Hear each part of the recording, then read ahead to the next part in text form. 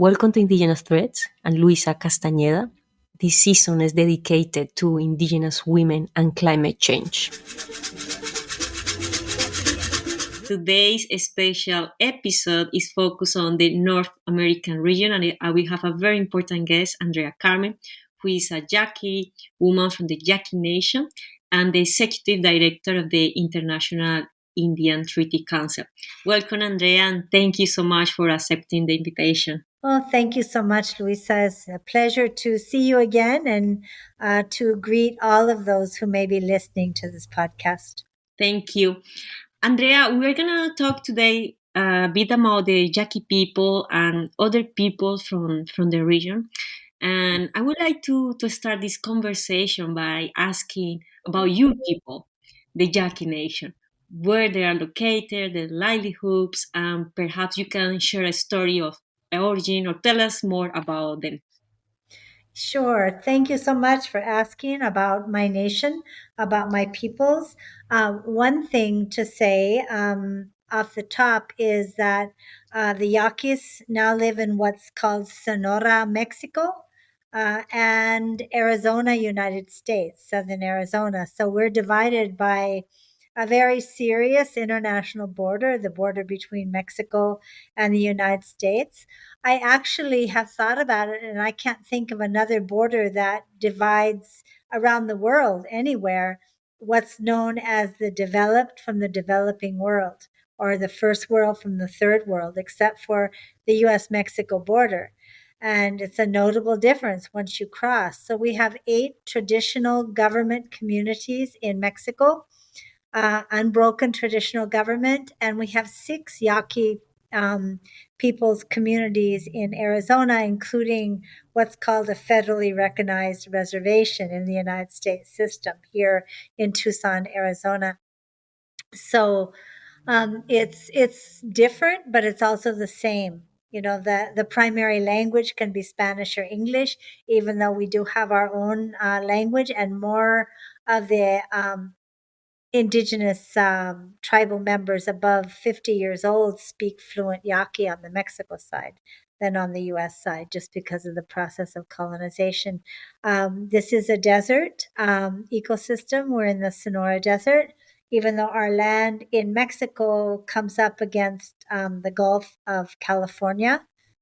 That body of water that divides that little point, the peninsula, the Mexico Peninsula, from the mainland. But our land comes up against that body of seawater called the Gulf of California. And so we are fishing peoples as well in Mexico. But our primary food sovereignty and food system is farming.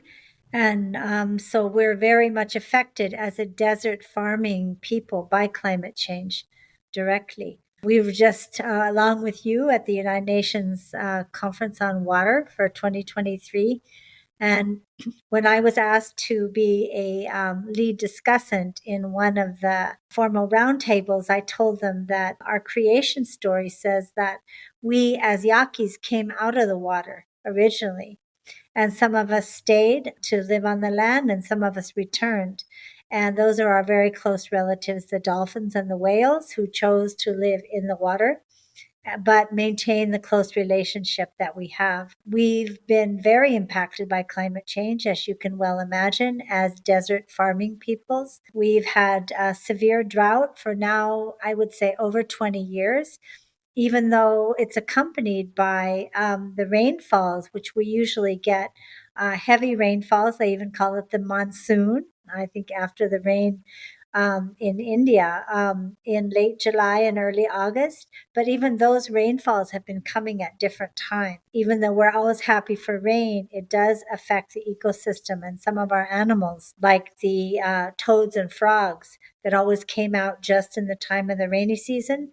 Now they're coming out earlier, and it gets hot again, and they die and dry up rather than live their normal life cycle. And they're very important for eating the insects that affect the plants, because we farm in our family farm. We're totally organic and use the traditional seeds. And that's one thing we've been able to really revitalize. And especially the role of the women as seed keepers is very important. We've started to revitalize the trading of seeds among all of the desert tribes, all the way up to the high desert farmers in northern Arizona and down into Mexico. Those that have kept and saved drought resistant seeds are trading those seeds now. And some of our farmers that didn't have drought before and are now experiencing drought are using those seeds to strengthen and revitalize our ability to adapt to the changing climates. Also, types of seeds that mature faster because the weather is not predictable anymore. So if a kind of corn can mature in 40 days rather than 80 days, it really benefits us because of the unpredictability of the weather. It is quite unpredictable. It actually snowed 3 times during the month of February here. And that's maybe once every 5 years we'll get a little bit of snow, but it doesn't really stay. Up in the mountains around, yes, when it rains. But this year we actually got snow when some of the plants were already trying to grow that we plant, the early crops. And so all of that is extremely disruptive, not just to Yaquis, but to our all farming peoples, especially desert farmers like we are. And now that you share about the fishing people, the desert farming people, that the Yaqui people, and since with the organization you work in different regions in the US and also in North America, could you please share some of the experiences that you have known about the other indigenous people in North America, how climate change is impacting those peoples? Yes, well, as you probably know, the International Indian Treaty Council was founded almost 50 years ago. Next year will be 50 years ago on Standing Rock Reservation. But it was founded by 5,000 Indigenous delegates that came from all over the hemisphere. So even though we do work with many Indigenous peoples in North America, Canada, and US, we also have an office in Guatemala, and we have affiliates all the way to Argentina, out to the Caribbean islands, and out to the Pacific islands, as well as in the Arctic. So we work with Indigenous peoples from many regions, and of course, the impact of climate change is extreme on all Indigenous peoples because of our close relationship, especially through our traditional food systems with the land. And we're seeing the impact on many plants and animals and fish. And I think that impact is very well known, including by the scientific community that report the IPCC internationally.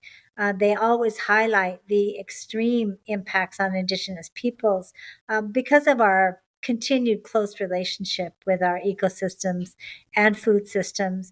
But also, it's beginning to be recognized that we have knowledge that can also contribute to our own survival, like I was saying about, trading the drought resistant seeds. We're revitalizing a lot of our water systems here in the desert. We have a lot of clay in the dirt. We make adobe bricks for homes, but that clay is also a good water holder. So, Indigenous peoples here, Yaquis, Tonootams, who are our neighbors here in the Sonora Desert, are also utilizing some of our traditional methods for storing rainfall and making sure that we do have better sources of water in these drought conditions that we are experiencing. We have knowledge related to weather prediction as well. My husband is a traditional Yaqui farmer, and I've seen him do it, not, in old days, but now, where he can look at the phases of the moon, talk to the insects, and talk to the seeds and plants, and know whether it's going to be a hot year or a cold year, a dry year or a wet year in the next year or 6 months from now. The so called Western scientists can't do that. Our science, and I think it's important that we uphold that Indigenous peoples have science. Article 31 of the UN Declaration on Rights of Indigenous Peoples recognizes Indigenous science. And too often we accept the terminology about traditional knowledge. We have traditional knowledge and they have science, and somehow it's kind of a lesser form. And we've even been asked by some of the scientists in the climate change process about the peer review. Do we have peer review data? We say, we're the peer review. We've survived 10,000 years or more on using these methods. Our existence is our peer review. So I think it's a different point of view, but we can point to our survival in these desert climates, in Arctic climates, in island climates, where we've been for time immemorial, as we say, many, many thousands of years. And these methods have been effective to ensure our survival. Otherwise, we wouldn't be here because we didn't have Walmart or grocery stores. We had no place to go to buy food if we didn't produce our food effectively. And I have a question because you were talking about indigenous people's knowledge and how they're at the front line. They have been able to cope with this climate change and other phenomena. And I want to go one step back and talk about indigenous women. I don't want to pose this question as indigenous men, indigenous women are not equal. This is not part of the discussion. Here, it just I want, like you are an indigenous woman, a very important leader for many, many years at the global, national, regional levels. I would like to ask you, maybe you can share how particularly climate change pose more challenges or not for indigenous women. And also, beside that question, what are these other drivers? Because I had heard from you about pollution of water bodies, caused by mercury and other substances. And we have the report of the special rapporteur on these topics. So I would like maybe you to address these questions. Yes, certainly.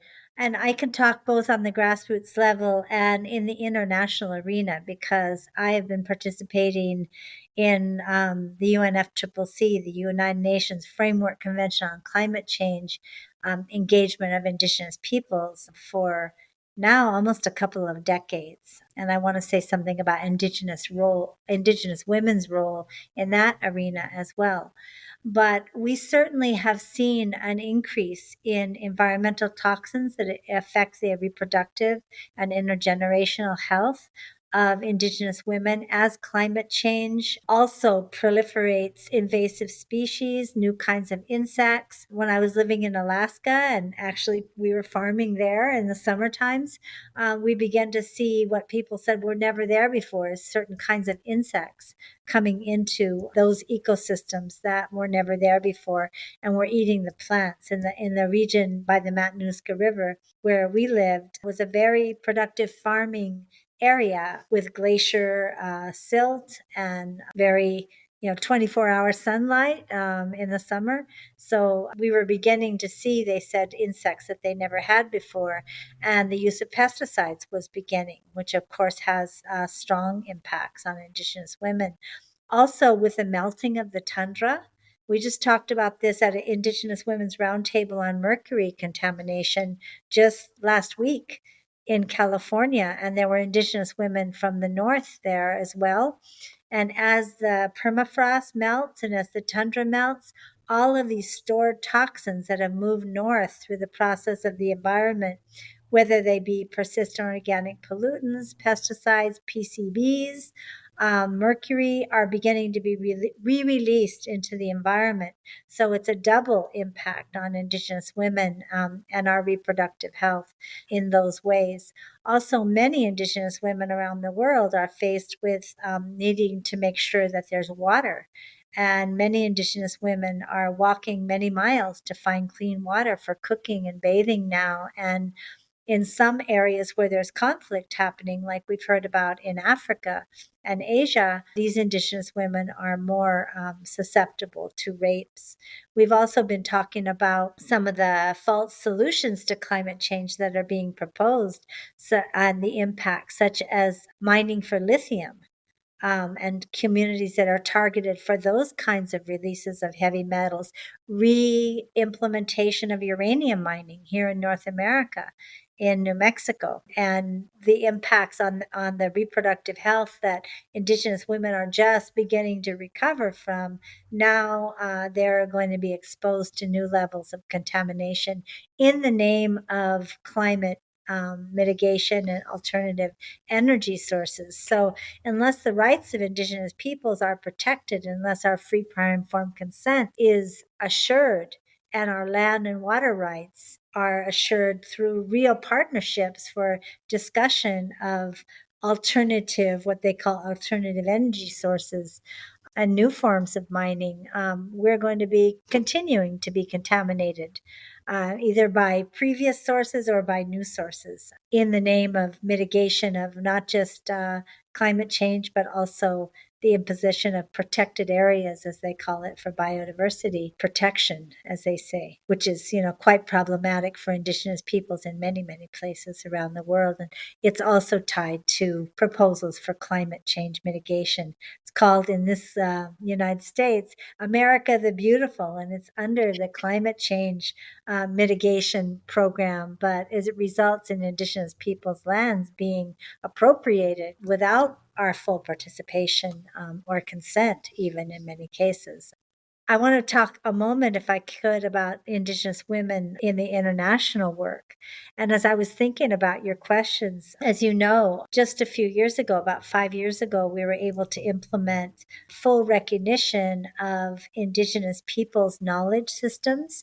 Actually, it was in the text of the Paris Agreement. Paragraph 135 called for the formation of a knowledge exchange platform recognizing the knowledge of Indigenous peoples. So we've had that platform functioning now for almost 5 years, and I was the representative that was selected by North America. It's very unique, even apart from possible impacts on climate change discussions globally. It's the only place in the entire United Nations system where Indigenous peoples actually independently chose our representatives and continue to choose them. With the permanent forum or the expert mechanism on rights of Indigenous peoples, we can nominate representatives, but at the end of the day, it's the states that decide. Sometimes they decide, well, we got a great president of the UN Permanent Forum right now, as you know, and sometimes they don't decide so well. They don't follow the recommendations of Indigenous peoples. But in this Indigenous peoples platform, in the climate change work internationally, the UNFCCC, Indigenous peoples from the 7 regions actually select the representatives. And I was honored to be selected by North America for the first 3 years. We rotated last year to a new group from all of the regions. But as I look back, the 3 Indigenous co-chairs, we rotated every year who would be co-chair, 1 Indigenous representative and 1 state representative. So there's like 7 Indigenous representatives, one from each of the regions, and 7 state representatives.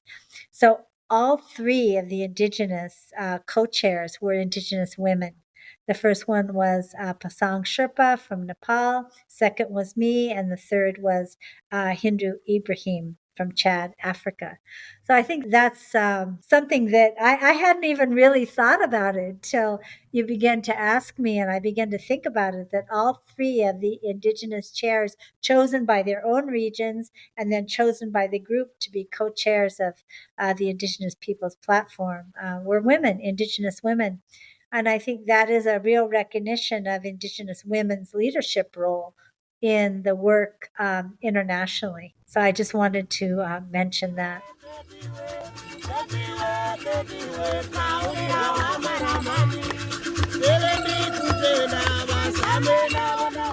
That says a lot about the work that you Indigenous women do.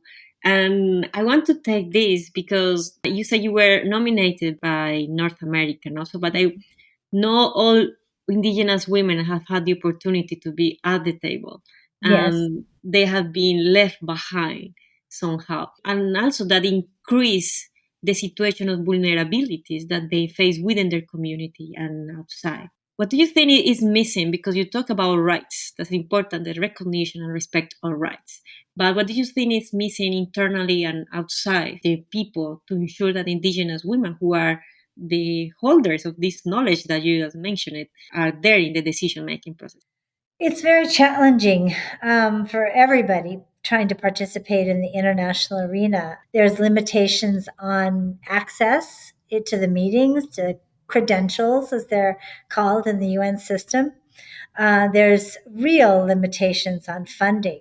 And even though we've been able to get one of the bodies that Indigenous peoples have put in place at the United Nations, called the United Nations Voluntary Fund, to support participation in the climate change talk, that funding is also limited. It's a voluntary fund because countries contribute on a voluntary basis. So, how much funding is there? Just really depends on how much the countries or states, as they're called internationally, have contributed. But I really encourage everybody, and they do give priority to Indigenous women and youth and Indigenous peoples that have not participated before. And not just that body, but the other bodies where Indigenous peoples are interested in participating, whether it be the UN Permanent Forum that's coming up in a couple of weeks in New York, the MRIP, several of the bodies participating, for example, when the country you live in is being reviewed by the treaty bodies, whether it's the Committee on Elimination of All Forms of Racial Discrimination, Committee on the Rights of the Child, etc. It's a real opportunity for Indigenous women to get resources to participate. I know in the old days, I know when IATC was first founded, it was mainly men in the leadership role. But, I've been executive director for 31 years this year. I accepted it 6-month interim. I never wanted this position. There's other things that interested me more, than taking care of the administration. But I still can be very involved in the program work as well, the way we organize it at ITC. I started as a student intern when I was a university student at University of California. When I first began to work for ITC, so there is room in this work. We didn't get paid anything, or maybe like $25 a week for gas money back in those days. That's the 70s. The 1970s. I just want to really encourage young women that are listening, and they're feel free to contact me to talk about opportunities for participation and involvement, because we really really do need, and IITC prioritizes bringing in young people, bringing in young women. um, there aren't always people that can stick it out being involved as a liaison between our grassroots Indigenous struggles and the United Nations. Getting a voice internationally has had incredible results for Indigenous peoples everywhere, but it takes a long time. I had children and grandchildren during the process of negotiating the UN Declaration on Rights of Indigenous Peoples. So it takes a long time. That was 30 years of work, but it's well worth it, because I think maybe some Indigenous peoples don't understand what it really took and how nerve-wracking it was, because no one had ever done that before. This is the first time that the beneficiaries of the rights sat at the table as full participants in the negotiations of a text addressing their rights. We had a walkout to achieve that, because they were saying, well, we're just observers. And we said, forget it. We're not going to be observers. That was back in 1996. When we walked out of the process, it wouldn't come back until we were recognized as full participants in the process. So there's a lot of things that we did. It wasn't just dressing nice and reading a statement. We took you could say, a street fight, what we do to strike in our communities. We had a hunger strike as well, to demand a halt to some of the language that was trying to be put into the declaration, that it would have made it basically worthless or worse for us. So I think it's important, to understand the history of what some of us have gone through, but also become part of that history by being involved. It's like a big river, with all these tributaries. And, we need new blood, we need new vision, we need grassroots point of view in this work to always keep it alive, keep it relevant. And there are many of us, including me, that are very, very happy to work as mentors with young Indigenous women coming into this process because we were there once too. I think this is very empowering, Andrea. I am new in this global scenario where you many indigenous peoples are doing an amazing job, and I can see that the most representative leader are women from the different regions, and that is quite Yeah. amazing to see how you, the women, are pushing forward all the big achievement that you have got. And I want to ask you one last question, Andrea, and it is you were mentioning about indigenous people knowledge, and you were talking about your husband. And last week in New York during the water conference, we had the opportunity to hear from you. You show us beautiful pictures on the old thing that your people and other people in Hawaii, you were mentioning too, no, they were like doing with their traditional knowledge some actions to combat the climate change. And you were talking about the corn. I would like that maybe you can share some of these experiences that can be an example for the listeners and other people. Yes. Well, when we talk about the seeds and the corn in that example, we talk about the corn having that knowledge. As one of my old chiefs said to me probably 30, 40 years ago, that this corn knows how to grow without hardly any water. And we can learn how to adapt from looking at that corn. I showed the picture of the root going way, way down, and that's in the Hopi territory up in northern Arizona from me, a few hours, up the road. And they grow this corn, beautiful crops of corn without any rivers, irrigation. They don't have lakes. It's all rainfall and snowmelt. And so their corn, as you could see, goes way down into the ground to get that groundwater. And us here in the desert grew a beautiful crop of that Hopi white corn because it is drought resistant. And that's what I mean. The indigenous peoples, we always traded with each other. Before Columbus ever came, we had trade routes all throughout the Americas into the Pacific Islands, through Rapa Nui, into the Caribbean. And that's how corn, they say it was first domesticated by people, by humans in southern Mexico and Guatemala. And it spread all the way up to northern Canada. They plant corn. And it's adapted to the climate there and to the traditional knowledge and the ceremonies. But that corn has its own knowledge. And if we can talk to the corn and listen to the corn, as I said, my husband does that, it can teach us what we need to know to adapt. Now, can others use that same knowledge? I don't know. It depends on whether they really respect our role as the ones that can do that, the ones that have maintained those relationships. Taking it, patenting it, marketing it, commodifying it. It's like we were talking about with water. It is not going to help them. It won't help them. It won't work for them. They need us and our knowledge. And maybe they're starting to respect that more. We can see that in the climate change work. We kind of joke among ourselves and say, wow, they must be really scared if they're coming to us, to indigenous peoples, and finally listening to us and what we're saying. But we'll see, because I noticed COP27 in Egypt at Sharm el Sheikh that we have these activities of the platform where we had Indigenous Youth Roundtable and then reported to the states. We had the second year Indigenous knowledge holders from all the regions there talking to the states. But then when I got into the negotiations, I was following the issue of what's called loss and damage for the Indigenous caucus there. It's called the International Indigenous Peoples Forum on Climate Change. Caucus is easier to say, but that's the formal name. I noticed that even some of these same states that had been saying, oh, how wonderful the knowledge holders have, then when they got in the negotiations, they didn't even mention Indigenous peoples.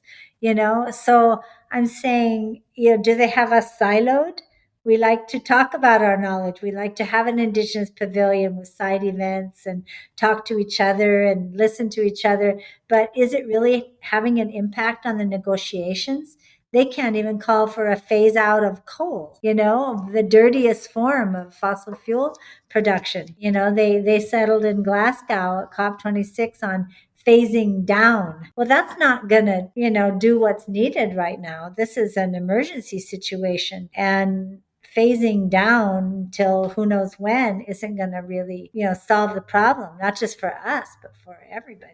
All the children and future generations and all the species of the world are the survivals at stake right now in the work on climate change. And somehow I think that women, as life givers, as knowledge holders, are maybe the strongest voices for saying we don't want to mess around with these word games. Our children's lives are on the line. Our young women are many opting not even to have children right now because they don't want to bring children into what will be faced if this situation doesn't get resolved very quickly. As women have said, I've said, and other women, we don't want to talk about compensation for loss and damage, however much money you're going to throw at that.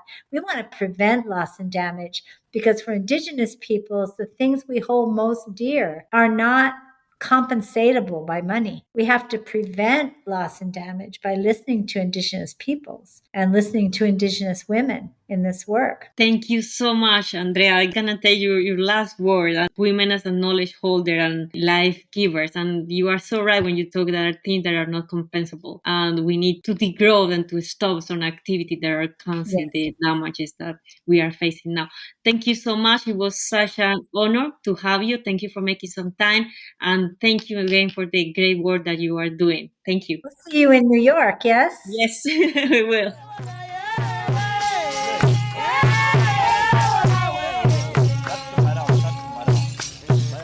This has been Indigenous Threads, a podcast series promoted by McGill University's Center for Human Rights and Legal Pluralism. Thank you for listening. Stay tuned.